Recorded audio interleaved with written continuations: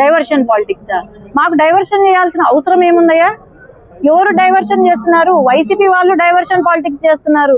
నోటికి వచ్చింది ఎక్కడో విజయ్ గెలిస్తేనంట ఎవరో ఒక ఆమె మాట్లాడుతుంది మా జగన్ వల్లే గెలిచినాడు అని అంటది. ఏమన్నా బుద్ధి ఉందా? అర్థం ఉందా? వాళ్ళేదో గెలుచుకుంటే వాళ్ళేదో చేసుకుంటే జగన్ గెలిపించినాడంట విజయ్.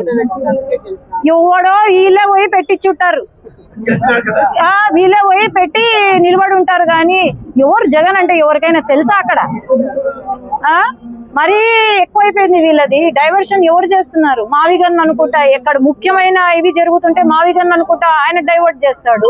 ఆడ నాయకులేమో విజయ్ గెలిచింది వాళ్ళ కోసమే, ట్రంప్ కూడా వాళ్ళే గెలిపించినారు. మరి ఈ వైసీపీ నాయకులే రోజం వెళ్ళి పాపం ప్రచారం చేసింది ట్రంప్ కోసం, ఆమె గెలిపించింది ట్రంప్. అందుకే ఇట్లా ఉంది పరిస్థితి మనది. ఇవన్నీ కూడా డైవర్షన్ పాలిటిక్స్ ఎవరు చేయడంలే, అభివృద్ధి చేస్తున్నాం. నేను ఒకటే ప్రశ్న, ఆనాడు 5 సంవత్సరాల అధికారంలో ఉన్నప్పుడు కనీసం ఒక ట్రైన్ ఇప్పించలేదు, ఒక అభివృద్ధి పని జరగలేదు, ఒక రైల్వే స్టేషన్. ఈరోజు రైల్వే స్టేషన్ లో ఉన్నాను కాబట్టి రైల్వే స్టేషన్ గురించి మాట్లాడుతున్నాను. ఎక్కడ పోయినారు వీళ్ళంతా? బిజినెస్లు చేసుకుంటున్నారా లేకపోతే ఏం చేసుకుంటున్నారు?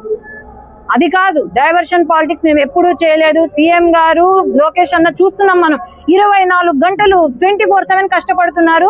అదే ధ్యాస మాకు ఉంది. ఖచ్చితంగా మా జిల్లా మేము ముందుకు తీసుకురావాలని మేము కూడా కృషి చేస్తున్నాము.